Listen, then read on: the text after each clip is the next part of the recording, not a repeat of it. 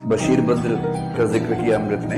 बशीर बद्र का एक और शेर है, तो शेर है, ये फूल मुझे कोई विरासत में मिले हैं, ये फूल मुझे कोई विरासत में मिले हैं, तुमने मेरा कांटों भरा बिस्तर नहीं देखा। हिम्मत मत खोना, अभी बहुत आगे जाना है। हिम्मत मत खोना, अभी बहुत आगे जाना है।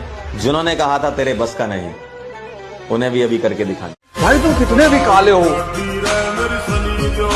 लेकिन अगर तुमने सड़क पर ऐसे हाथ से, दोनों हाथ से बुलेट उठा ली तो इतनी वरमाला पड़ जाएगी तुम्हारे गले में कि तुम अंदाजा नहीं लगा पाओगे। जो अच्छे दोस्त होते हैं ना, वो अपने दोस्त की किसी खुशी में बिल्कुल दीवाने से हो जाते हैं। मुझे एक बात की बहुत खुशी है, हमने जिंदगी में बहुत कुछ खोया है, लेकिन दोस्त बहुत अच्छे और पक्के पाए। एक बात मुझे बड़ी अच्छी लगी कि जो लोग अपनी हार पे रोते हैं, वो खिलाड़ी जो अपनी हार पे आंसू बहाता है, वही खिलाड़ी जीत के आंसू का हकदार होता है, जो अपनी हार पे आंसू बहाता है। आज से 6 महीने पहले जब हार गए, जब हम वर्ल्ड कप हार गए 50-50 वाला, तो सब लोग रो रहे थे, प्लेयर्स रो रहे थे, खिलाड़ी रो रहे थे और काफी रो रहे थे सब। और देखिए हार पे कौन रोता है? जिसको ये पता था कि जीत मेरी थी। आप हार पे कब रोएंगे? हर इंसान अपनी हार पे नहीं रोएगा साहब, हर इंसान अपनी गरीबी पे नहीं रोता, हर इंसान को रोना नहीं आता। क्यों? क्योंकि रोते आप तब है जब आपसे आपकी कोई चीज छीन ली जाए, जब आपको लगे ये चीज मेरी थी, मेरी होनी चाहिए थी और आपको ना मिले, तब रोना आता है, तब आंसू आते हैं। और 6 महीने पहले जो आंसू हार के थे, 6 महीने बाद वही आंसू जीत के। पैशन, शौक, अय्याशी, एंजॉय, ये सब ना अमीरों के घर में होते हैं बेटा। मिडिल क्लास और गरीब के घर में ना एक ही चीज होती है, जिम्मेदारी। और आपके ऊपर जिम्मेदारी है बेटा। जो इतना मीठा बोलती हो, नाश्ते में काजू कतली खाई है क्या? कि जो इतना मीठा बोलती हो, नाश्ते में काजू कतली खाई है क्या? तुम्हारे अलावा उसे देखकर पसीने छूटते हैं। यार ये सूरज तुम्हारा भाई है। और मैं आपको बता रहा हूँ, दुनिया का सबसे बड़ा नशा है लोगों की जिंदगी को बदलना, उसका माध्यम बनना, लोगों को बेहतर बना, मजबूत बनाना, बढ़िया बनाना। इससे बड़ा कोई नशा ही नहीं है। लोगों को बड़ा बनाना, लोगों को दम देना, लोगों को हौसला देना, इससे बड़ा कोई नशा ही नहीं है। और जिसको ये नशा लग जाएगा, बेहतर होने लगेगा ना। सामान्य रहो, सिंपल रहो, तुम्हारा नाम तुम्हारी उपलब्धियों की वजह से होगा। अचीवमेंट, तुम कौन सा कपड़ा पहने हो, कौन सी स्लीपर पहने हो, उसको कोई मतलब नहीं होता। एक लाइन याद रखना, हिंदी फिल्मों की एक बहुत फेमस लाइन है कि हर एक पिक्चर की एंडिंग हमेशा हैप्पी होती है, और अगर एंडिंग हैप्पी नहीं है, इसका यह मतलब है कि पिक्चर अभी बाकी है मेरे दोस्त। सिमिलरली अगर मार्क्स अच्छे नहीं आते ना, तो याद रखना तुम्हारी पिक्चर भी बाकी है। तुम्हारा जीवन में कई और एग्जाम आएगा जिसको तुम छोड़ोगे, तो फिर एग्जाम नहीं, तुम जीवन में कुछ और करने के लिए बने हो, और तुम्हारी पिक्चर अभी बाकी है। याद रखना, पिक्चर तब तक खत्म नहीं होगी जब तक कि तुम्हारी हैप्पी एंडिंग नहीं हो जाती। राजा बनने का बस एक ही सिद्धांत है, समझदारी का विकास।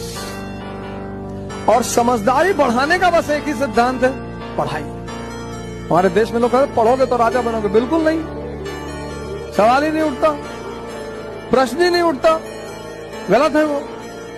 पढ़ोगे तो नौकर बन जाओगे, लेकिन हाँ, अगर पढ़ाई से अपनी समझदारी का विकास कर लिए, तब तो राजा बनोगे। भगवान कहते हैं कि सन्मुख होए जीव मोहि जबहि, जन्म कोटि अद ना सही तबहि। एक बार मेरे सामने आ जाए और बोल दे कि नाथ मैं आपका हूँ, बहुत गलतियां हुई मुझसे, लेकिन मुझे संभाल लो, मैं आपका हूँ। जन्म कोटि। सिर्फ 3 जगह को अपनी फेवरेट जगह बना लो, एक लाइब्रेरी, एक जिम और एक मंदिर। और आज से 5 साल बाद देखना, लोग तुमसे टाइम मांगेंगे, क्योंकि कहीं ना कहीं ताकत बढ़ रही है। या तो शरीर की बढ़ रही है, या मन की बढ़ रही है, या आध्यात्मिक बढ़ रही है। ताकत बढ़नी चाहिए। पता है यूपीएससी की परीक्षा वर्ल्ड के टॉप 3 टफेस्ट एग्जाम में से एक होती है। सबसे पहले चाइना का गाओकाव आता है, दूसरा इंडिया का आईआईटी एडवांस आता है, और तीसरा भारत का यूपीएससी सिविल सर्विसेज का एग्जाम आता है। तो आप जब भारत के नहीं, विश्व के टॉप 3 टफेस्ट एग्जाम में बैठ रहे हो, तो कम से कम अपने आप को इस बात का क्रेडिट दो कि तुमने इतनी हिम्मत तो की कि वर्ल्ड के टॉप 3 टफेस्ट एग्जाम में आप कम से कम पार्टिसिपेट तो कर रहे हो। अपने आप को इस बात का ही क्रेडिट दे दो। जब भी लगे गिव अप करने का मन कर रहा है, always remember universe is trying to make things perfect for you. तो कभी भी बेटा अपनी किस्मत को नहीं कोसना है, कभी भी ये नहीं सोचना है कि यार मेरे साथ ही हमेशा ऐसा क्यों होता है। हम सबकी बेटा जर्नी लाइफ में बहुत अलग है। प्लीज अपने आप को दूसरों से कंपेयर करना छोड़ दो। अगर हम शिद्दत से किसी चीज को चाहते हैं बेटा, लाइफ में हमें पक्का वो क्या होती है, वो चीज मिलती है।